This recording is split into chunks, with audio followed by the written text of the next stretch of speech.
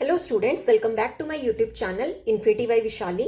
आज हम class 10 NCERT का चैप्टर नंबर 3 की एक्सरसाइज 3.2 के नेक्स्ट क्वेश्चंस करेंगे। अभी तक हमने इस एक्सरसाइज का क्वेश्चन नंबर 1 कंप्लीट कर लिया लास्ट लेक्चर में। अगर आपने वो वीडियो अभी तक नहीं देखी है तो प्लीज जाके उसे एक बार जरूर देख लीजिए। तो स्टार्ट करते हैं क्वेश्चन नंबर 2 से। Solve 2x plus 3y is equal to 11 and 2x minus 4y is equal to minus 24 and hence find the value of m for which y is equal to mx plus 3। देखो क्या कहा है question में। यह हमें 2 equations दी गई हैं, 2x plus 3y is equal to 11 and 2x minus 4y is equal to minus 24। इन्हें हमें सॉल्व करना है और देन हमें क्या करनी है, फाइंड करनी है वैल्यू m की for which y is equal to mx plus 3। इस इक्वेशन से मुझे m की वैल्यू फाइंड करनी है। देखो m की वैल्यू कैसे फाइंड हो सकती है, जब मेरे पास x एंड y की वैल्यू आ जाए। अब ये x एंड y की वैल्यू कहां से आएगी, हमारी इन दोनों इक्वेशन से आएंगी। ठीक है, तो हम सब्स्टिट्यूशन मेथड यूज करके x एंड y फाइंड कर लेते हैं पहले। तो देखो कैसे करेंगे, जो दोनों इक्वेशंस गिवन है उन्हें लिख लेते हैं। एक है 2x plus 3y is equal to 11 and second equation है 2x minus 4y is equal to minus 24। अब दोनों में से जो आपको इजी लग रहा है वहां से आप x या y की वैल्यू निकाल लो। ठीक है, जैसे सपोज मैं ये ले लेती हूँ फर्स्ट इक्वेशन, ये ले लेती हूँ सेकंड इक्वेशन। यहां से हम निकाल लेते हैं x की वैल्यू। तो 2x किसके इक्वल होगा, 11 को यहीं पे रहने दो, प्लस 3y दूसरा जाके क्या हो जाएगा, माइनस का 3y। पर मुझे क्या चाहिए, x की वैल्यू चाहिए। तो 2 को ले जाओ डिनोमिनेटर में, कितना आ जाएगा 11 माइनस 3y, डिनोमिनेटर में 2। क्लियर। अब ये जो मेरे पास x की वैल्यू आई है इसको ले ले इक्वेशन नंबर 3 और सेकंड इक्वेशन में पुट कर देते हैं। तो क्या लिखेंगे, put the value of x in equation 2। Equation 2 में वैल्यू पुट कर दो। क्या आएगा, 2x है ना, 2 मल्टीपल x कितना है 11 माइनस 3y, डिनोमिनेटर में ले जाओ 2, minus 4y is equal to minus 24। Clear. यहां पे 2 से 2 कैंसिल, क्या रिमेनिंग बचा है 11 minus 3y minus 4y is equal to minus 24। Clear. अब y वाली वैल्यूज एक तरफ कर लेते हैं और कांस्टेंट वाली वैल्यूज दूसरी तरफ ले जाओ।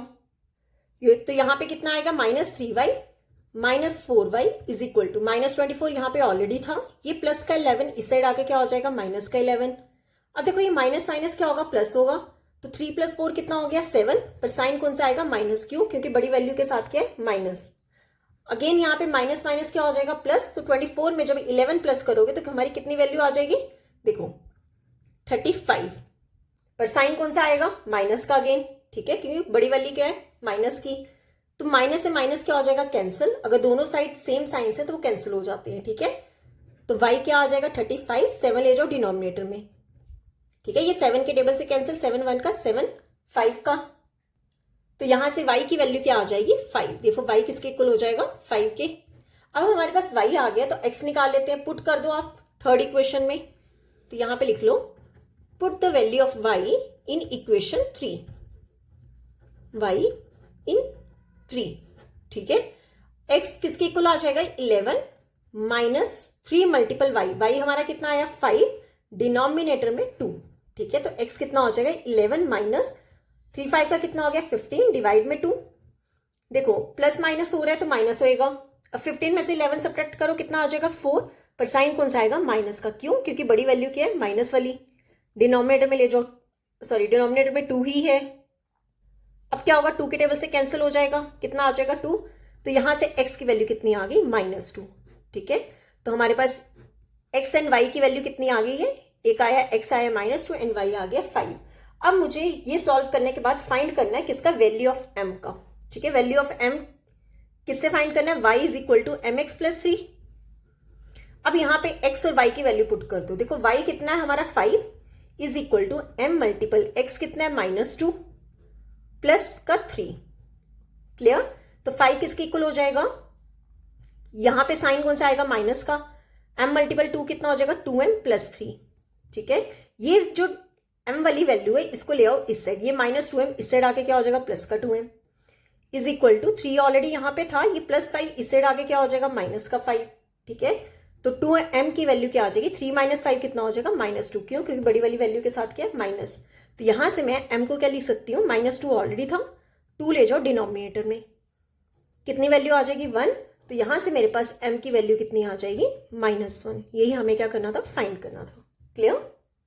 बहुत इजी क्वेश्चन था, बस हमें पहले x एंड y की वैल्यूज निकालनी थी, देन हमें वो सॉल्व करके m की वैल्यू फाइंड करनी थी, ठीक है। m हमारा कितना आ गया -1, क्लियर। तो यहाँ पे होता है हमारा क्वेश्चन नंबर 2 कंप्लीट। अब स्टार्ट करते हैं क्वेश्चन नंबर 3। ओके, तो ये रहा हमारा question number 3। From the pair of linear equations for the following problems and find their solution bye substitution method. देखो हमें पेयर बनाने लीनियर इक्वेशंस के, जो हमें इस क्वेश्चन के 6 पार्ट्स है, प्रॉब्लम्स दी होंगी, उससे हमने पेयर ऑफ लीनियर इक्वेशंस बनानी है, ठीक है। देन हमें सब्स्टिट्यूशन मेथड यूज करके उनके सॉल्यूशंस निकालने हैं, क्लियर। तो जैसे फर्स्ट पार्ट क्या कहा गया, the difference between two numbers is 26 and one number is 3 times the other, find them. क्या बोला गया है कि किन्हीं दो नंबर्स का, हमें नहीं पता कौन से नंबर्स है, लेट बी कि एक x है और दूसरा y है, और कहा गया है कि उन दोनों के डिफरेंस जो है वो कितना है 26, एंड बोला क्या है कि one number is 3 time the other, कि जो एक नंबर है वो 3 टाइम्स है किसके, अदर के, और फाइंड करना है। मतलब हमें x एंड y क्या करना है, फाइंड करना है। तो देखो कैसे करेंगे। देखो हमें नहीं पता कि बड़ा नंबर कौन सा और छोटा नंबर कौन सा है, तो हम ले लेते हैं कि लेट लार्जर नंबर जो है वो है x एंड स्मॉलर नंबर को हम ले लेते हैं y, ठीक है। Smaller number be y। अब अकॉर्डिंग टू क्वेश्चन देखें क्या कंडीशंस कही गई हैं कि डिफरेंस बिटवीन टू नंबर्स, कि इन दोनों नंबर्स का डिफरेंस कितना है 26, ठीक है। तो हम ले लेते हैं कि लार्जर, कि बड़े में से छोटा माइनस कर लो, ठीक है। x माइनस वाई कितना हो जाएगा 26, ये हमारी फर्स्ट कंडीशन आ गई, इसे ले लो इक्वेशन नंबर 1। और हमें क्या कहा गया है कि one number is 3 times the other, कि जो फर्स्ट नंबर, कोई भी फर्स्ट नंबर मान लो कि जो लार्जर नंबर है वो 3 टाइम्स है स्मॉलर के, तो मतलब x जो होगा वो किसके इक्वल हो जाएगा, 3y के इक्वल, ठीक है। यहां से आगे हमारी इक्वेशन नंबर 2। अब ये जो देखो यहाँ पे ऑलरेडी x में टर्म बनी हुई है, तो आप डायरेक्ट x की वैल्यू क्या कर दो, फर्स्ट इक्वेशन में पुट कर दो। तो यहां पे लिख दो put the value of x in equation 1, put the value of x in equation 1 equation में पुट करो। x कितना है 3y, ठीक है, माइनस वाई ऑलरेडी था equal to 26, 3y minus y कितना हो जाएगा 2y किसके इक्वल हो गया 26 के, ठीक है। 2 को ले जाओ डिनोमिनेटर में, 26 डिवाइड में 2 आ जाएगा, 2 के टेबल से कैंसिल कर लो, 2 1 का 2 13 का, तो यहां से मेरे पास y की वैल्यू कितनी आ गई 13, ठीक है। अब y की वैल्यू आ गई तो x की वैल्यू फाइंड कर लेते हैं। तो अब क्या लिखेंगे, put the value of y in equation 2, value of y in equation 2। Second equation हमारी क्या थी, x is equal to 3y, तो x क्या हो जाएगा 3 मल्टीपल y कितना है 13, तो यहां से मेरे पास x कितना आ गया 39, तो मेरे पास x भी आ गया y भी आ गया। तो जो मेरे पास नंबर्स थे, जो मैंने x और y लिए थे, वो हमने फाइंड कर लिए हैं, क्लियर। तो क्या लिखेंगे, देयरफॉर x हमारा क्या था लार्जर नंबर, तो हम लिखेंगे देयरफॉर लार्जर नंबर जो है हमारा वो कितना आ गया, x मीन्स 39, ठीक है, एंड स्मॉलर नंबर कितना आ गया, जो कि हमने y लिया था, y की वैल्यू कितनी आई है 13, क्लियर। तो ये हो गया हमारा आंसर। तो यहां ये हुआ हमारा फर्स्ट पार्ट कंप्लीट। अब देख लेते हैं इस क्वेश्चन का सेकंड पार्ट। ये रहा हमारा second part, the larger of to supplementary angles exceeds the smaller by 18 degrees, find them. क्या कहा गया है, सबसे पहले आपको पता होना चाहिए सप्लीमेंट्री एंगल्स क्या होता है। टू सप्लीमेंट्री, हमेशा याद रखना, टू सप्लीमेंट्री एंगल्स का सम हमेशा कितना होता है 180 डिग्री होता है, ठीक है। टू सप्लीमेंट्री एंगल्स का सम कितना होता है 180 डिग्री। और क्या कहा गया है कि लार्जर ऑफ टू सप्लीमेंट्री, ये जो सप्लीमेंट्री एंगल है, मान लो एक x है और एक y है, ठीक है, उसने कहा है कि जो लार्जर है, ठीक है, मान लो कि x लार्जर है और y जो है वो स्मॉलर है, तो उसने कहा कि जो लार्जर है सप्लीमेंट्री एंगल्स का, वो दूसरे वाले से कितना है 18 ज्यादा है, ठीक है। तो कैसे लिखेंगे हम, पहले हम लिख लेते हैं कि let larger number and smaller number. तो लिख लो पहले let larger number be x and smaller number ले लेते हैं y, ठीक है। स्मॉलर नंबर कितना है y, क्लियर। अब अकॉर्डिंग टू क्वेश्चन देखो क्या कहा गया है। सबसे पहले आपको पता होना चाहिए कि दो एंगल्स का सम जो होगा वो कितना होगा, supplementary angles means x plus y जो है वो कितना होगा 180 degree, larger number smaller number इन दोनों का सम कितना होगा 180 डिग्री। ये हो गया आपकी इक्वेशन नंबर 1। अब सेकेंड इक्वेशन की क्या बात की गई है कि जो लार्जर है, लार्जर हमारा क्या है x है, ठीक है, वो एक्सीड कर रहा है स्मॉलर से कितना 18, मतलब एक्सीड का मतलब हो गया ज्यादा है, स्मॉलर से ज्यादा है, कितना ज्यादा है 18, स्मॉलर कितना है y प्लस 18, ये हो गई हमारी इक्वेशन नंबर 2। मान लो कि अगर y हमारा 10 है तो x कितना हो जाएगा 28, ठीक है, मतलब x जो लार्जर है वो y से 18 ज्यादा है, ठीक है। अब यहां से देखो x की इक्वेशन हमारे पास ऑलरेडी बनी हुई है, अब हम पुट कर देते हैं इसे इक्वेशन नंबर 1 में। तो कर दो put the value of x in equation 1। Equation 1 में पुट करेंगे, x को पूरा क्या लिख देंगे, y plus 18, y plus 18 plus y किसके इक्वल होगा 180 डिग्री के, ठीक है। y प्लस y टोटल क्या बन जाएगा 2y प्लस 18 किसके इक्वल होगा 180 डिग्री। 18 को ले जाओ दूसरी साइड, तो 2y किसके इक्वल होगा 180 डिग्री प्लस 18, इस साइड आके क्या हो जाएगा माइनस का 18 डिग्री, ठीक है, ये 18 डिग्री से है, ठीक है। तो 2y किसके इक्वल होगा 180 में से 18 सब्ट्रैक्ट करोगे ये आ जाएगा 162 डिग्री, क्लियर। अब 2 ले जाओ डिनोमिनेटर में, y क्या हो जाएगा 162 डिवाइडेड में 2, ठीक है, ये 2 के टेबल से कैंसिल, 2 8 का 2 1 का, तो मेरे पास y कितना आ गया 81 डिग्री, मतलब यहां से मुझे स्मॉलर एंगल पता चल गया कितना है 81 डिग्री। अब कर देते हैं larger angle, sorry larger number, यहां पे नंबर्स की बात की गई है, ठीक है। तो अब कर दो put the value of y in equation 2, ठीक है। फर्स्ट से तो हमने y निकाल लिया, अब सेकेंड इक्वेशन से x निकाल लेते हैं। x क्या होगा y कितना है 81 डिग्री प्लस 18 डिग्री, 81 में 18 जब ऐड किया तो हमारा कितना आ जाएगा 99 डिग्री, ठीक है। तो मतलब हमारे पास जो लार्जर नंबर आ गया वो कितना आ गया 99 डिग्री। तो हम यहां से कहते हैं therefore larger number,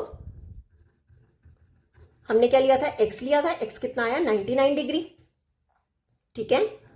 and smaller number कितना है y हमारा कितना आया 81 डिग्री, क्लियर। तो ये हुआ हमारा सेकेंड पार्ट कंप्लीट। अब देख लेते हैं इस क्वेश्चन का third part.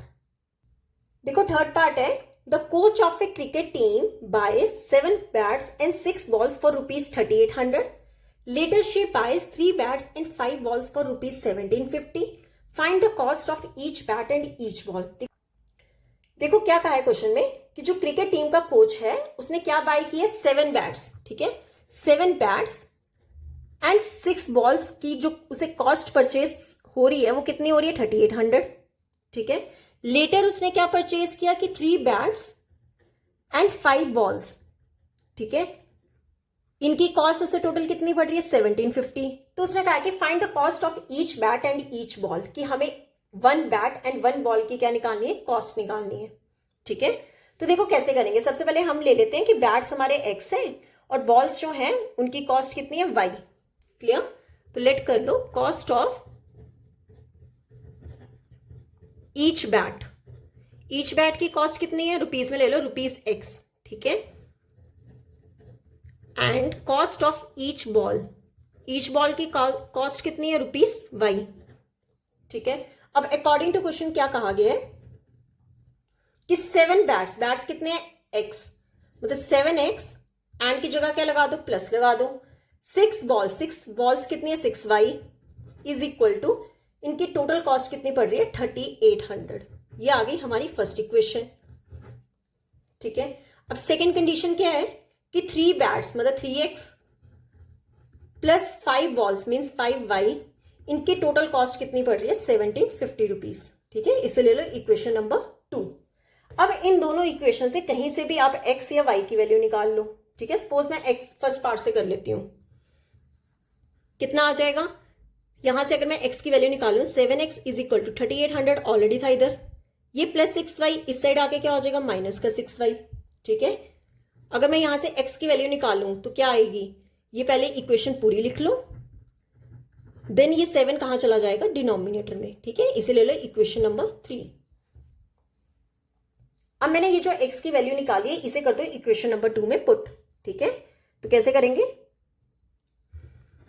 Put the value of x in equation 2, put the value of x in equation 2 कैसे आएगा, 3x है, 3 मल्टीपल x कितना है 3800 माइनस 6y, डिनोमिनेटर में क्या आ जाएगा 7 plus 5y, 5 multiple y is equal to 1750, ठीक है। यही इक्वेशन है।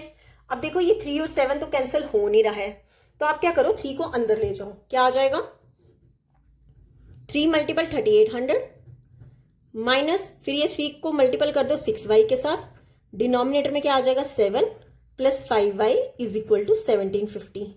क्लियर? देखो अब यहां से जब मैं 3 को 3800 से मल्टीपल करूंगी तो ये मेरे पास कितना आ जाएगा 11400 माइनस 36 का कितना होगा 18y, डिनोमिनेटर में कितना है 7, ठीक है, plus 5y is equal to 1750। Clear? अब इसे सॉल्व करने के लिए क्या करो, यहां पे ले लो एलसीएम, ठीक है, एलसीएम कितना आ जाएगा 7 आ गया एलसीएम, ठीक है।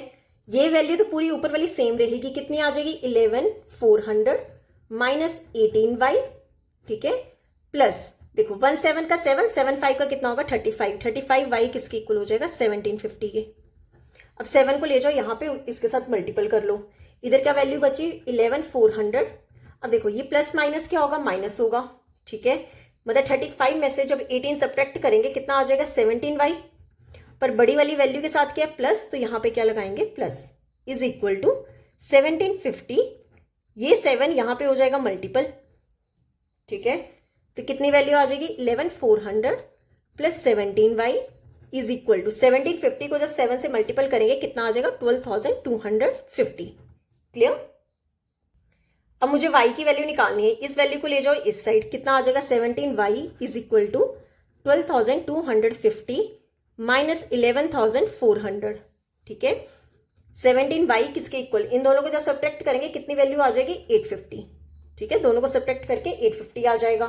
अब y की वैल्यू निकालनी है तो 17 को ले जाओ डिनोमिनेटर में, ठीक है, 17 के टेबल से क्या हो जाएगा कैंसिल हो जाएगा, ये हो जाएगा 17 1 का 17 5 का, ठीक है, तो मेरे पास यहां से y की वैल्यू क्या आ गई 50,